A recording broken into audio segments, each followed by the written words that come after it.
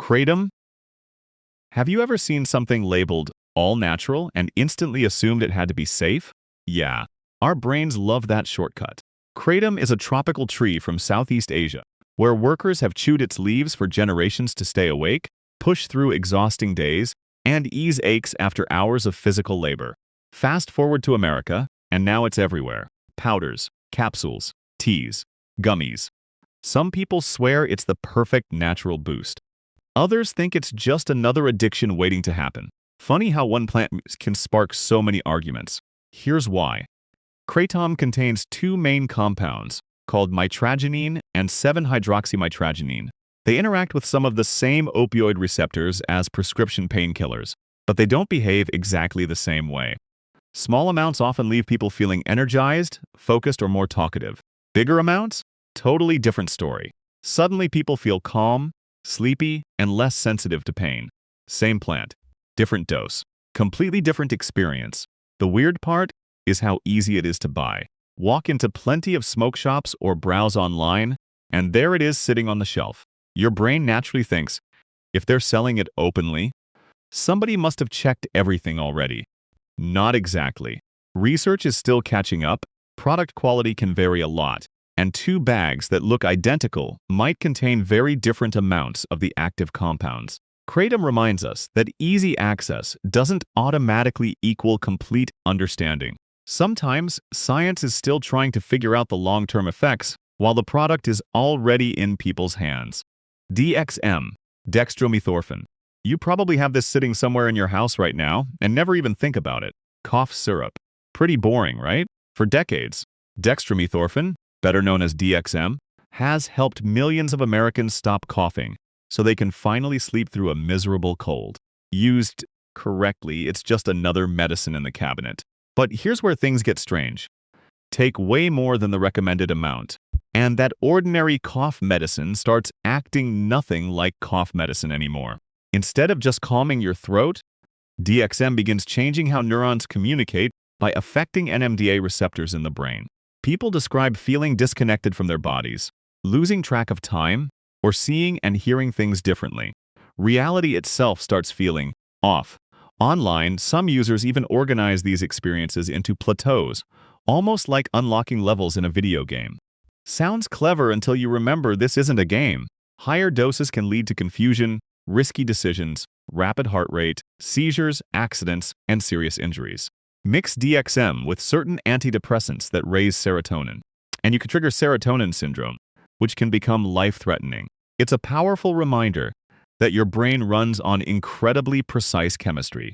Change the dose enough, and something completely ordinary can suddenly become anything but ordinary. Phenibut? Have you ever wished you could just turn anxiety off with one switch? That idea sounds amazing. It's also exactly why Phenibut became so interesting. Scientists in the Soviet Union created it during the 1960s while looking for something that could reduce anxiety without making people mentally sluggish. It was eventually prescribed in parts of Eastern Europe and Russia, and one fascinating story says Soviet cosmonauts even carried it because researchers wanted astronauts to stay calm while thinking clearly under extreme pressure. Phenibut mainly works through GABA B receptors, one of the brain's natural calming systems.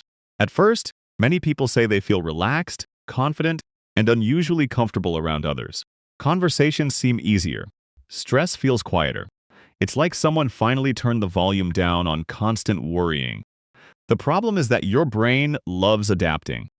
Keep using Phenibut, and those calming effects can fade, pushing some people toward larger amounts. Then comes the part nobody expects. Suddenly stopping can bring intense anxiety, insomnia, agitation, and other withdrawal symptoms. That's the real psychological lesson. Confidence built from a chemical can start feeling like confidence you no longer own. Instead of teaching your brain resilience, it can quietly teach dependence. Tianeptine. Here's something that sounds almost unbelievable. A substance nicknamed gas station heroin actually started as a prescription antidepressant in several countries during the 1980s. Scientists originally thought tianeptine mainly worked through serotonin, but later research uncovered something nobody expected. It also activates opioid receptors, That discovery completely changed how researchers looked at the drug. Now here's the confusing American twist. Tianeptine has never been approved as a prescription medication in the United States, yet products containing it have still appeared in convenience stores, gas stations, and online, often marketed as mood boosters or brain enhancers. Kind of strange, isn't it? Your brain automatically thinks it's next to energy drinks, so it can't be that serious. That's exactly the trap. Some people initially report feeling happier or less anxious, but repeated use can lead to tolerance, dependence, and withdrawal that closely resembles opioid withdrawal. The biggest lesson isn't really about chemistry. It's about psychology.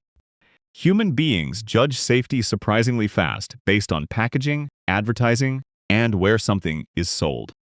Tianeptine proves that appearances often shape decisions long before evidence ever gets a chance. Ketamine. Here's a plot twist most people never see coming. The drug many associate with clubs and parties actually started as a life-saving medical breakthrough. Ketamine was developed during the early 1960s as a safer anesthetic because it relieved pain while allowing patients to keep breathing better than many alternatives. Today, doctors still rely on it in hospitals, emergency rooms, veterinary medicine, and even battlefields where every second matters. So how does one drug live two completely different lives? Ketamine blocks NMDA receptors, changing how the brain processes pain, memory, and sensory information. In hospitals, doctors carefully control those effects to perform procedures safely. Outside medical settings, much larger recreational doses can create intense dissociation, making people feel disconnected from their bodies or surroundings in what's often called the K-hole. Same brain mechanism, totally different outcome. The most surprising chapter might be happening right now. Researchers discovered that medically supervised ketamine treatments can sometimes relieve severe depression within hours, much faster than many traditional antidepressants. That finding challenged decades of assumptions about mental health. It also reminds us of something fascinating. The human brain is still full of mysteries, and sometimes the biggest breakthroughs come from places nobody expected. 2CB. Have you ever noticed how two people can walk out of the same concert with completely different memories? Same music, same lights. Totally different experience. That idea actually explains a lot about 2CB. It was first created in 1974 by American chemist Alexander Shulgin, who spent years exploring how tiny chemical changes could completely reshape human perception. Unlike LSD, which became a household name decades earlier, 2CB stayed under the radar, quietly gaining attention among researchers and smaller communities. Today, people often describe it as sitting somewhere between a classic psychedelic and an empathogen, making it surprisingly difficult to categorize. Most evidence suggests it mainly affects serotonin receptors, especially one called 5-HT2A, which helps shape perception, emotion, and sensory processing. Many users say colors seem brighter, music feels deeper, and emotions become easier to notice. At the same time, people often report feeling more grounded than with some other psychedelics. But here's the catch. Tiny changes in dose can completely transform the experience. What starts as mild sensory enhancement can suddenly become something far more immersive. The most fascinating part isn't even the chemistry. It's psychology. Expectations matter more than most people realize. Two people taking similar amounts can describe completely different experiences. Because your brain isn't just recording reality like a camera. It's constantly interpreting everything through memories, emotions, and expectations. In many ways, 2CB becomes less about escaping reality and more about revealing how much of reality your own mind creates every single day. Salvia Divinorum. Have you ever watched one of those old internet videos where someone tries something and suddenly starts laughing, panicking, or talking to furniture? Chances are, you've already seen salvia without realizing it. During the 2000s, those viral clips made it look funny, random, or completely ridiculous. What they almost never showed was what people actually experienced inside their minds. Salvia Divinorum comes from a mint family plant that naturally grows in the cloud forests of Oaxaca, Mexico. For generations, The Mazatec people used it during guided spiritual and healing ceremonies, not casual entertainment. Context mattered. Intention mattered. That part often disappeared once the internet got involved. Here's what makes salvia so unusual. Its main compound, salvinorin A, doesn't primarily work on serotonin receptors like LSD or psilocybin. Instead, it activates kappa opioid receptors, creating a completely different kind of altered consciousness. Some people describe becoming part of a chair, living another lifetime, or forgetting they were ever human, even though only minutes have actually passed. Sounds unbelievable, but that's exactly what fascinates neuroscientists. Salvia reminds us that the stable reality we experience every day isn't simply downloaded from the outside world. Your brain builds it moment by moment using memories, predictions, and incoming information. Interrupt that process, and reality itself can suddenly feel completely different.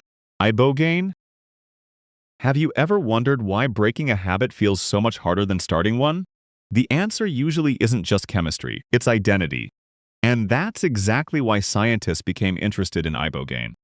Ibogaine comes from the root bark of the Tabernanthe iboga shrub, native to Central and West Africa. For generations, especially within Gabon's Bwiti tradition, it wasn't used just to produce visions. It was part of spiritual ceremonies that encouraged deep reflection, personal growth, and reconnecting with community. Long before modern psychology existed, people already understood that powerful experiences could permanently change how someone viewed themselves. Decades later, researchers noticed something surprising. During the 1960s, reports suggested some people struggling with opioid addiction experienced dramatically reduced withdrawal symptoms and cravings after ibogaine treatment. Scientists now believe it influences several brain systems at once, including serotonin, dopamine, glutamate, and opioid pathways. Instead of simply producing hallucinations, many participants describe emotionally exhausting experiences that force them to revisit painful memories and long-standing behavioral patterns. That's why ibogaine remains both fascinating and controversial. Some clinics outside the United States continue studying carefully supervised treatment while researchers investigate significant medical risks, including dangerous heart rhythm problems. The deeper lesson goes beyond brain chemistry. Lasting change often isn't about removing cravings. It's about changing the story you keep telling yourself about who you are. 25i N-Bohm. Have you ever assumed something was exactly what it looked like? Our brains do that constantly. Usually it saves time. Sometimes it creates huge problems. That's basically the story of 25i N-Bohm. Scientists first described this synthetic psychedelic during the early 2000s while studying serotonin receptors. Unlike older psychedelics with decades of history, this one appeared relatively recently, leaving researchers with far less information about its long-term effects. What made it especially dangerous wasn't just the drug itself. It was the confusion surrounding it. Because it could be placed on tiny blotter paper, some people mistakenly believed they were taking LSD when they were actually taking something entirely different. Like LSD, 25i N-Bohm powerfully activates the 5-HT2A serotonin receptor, but it's extremely potent, and the gap between an intended effect and a medical emergency can be much smaller than many people realize. Reports include severe agitation, dangerously high body temperature, seizures, heart complications, and multiple deaths across several countries. The biggest lesson has almost nothing to do with molecules. It has everything to do with human thinking. We naturally trust familiar appearances, even when we shouldn't. That's a mental shortcut psychologists call a heuristic. Most of the time it works. Occasionally it fails in ways that matter enormously. Curiosity is valuable, but accurate information and healthy skepticism are usually even more valuable. 5-MeO-DMT. Have you ever asked yourself what actually makes you you?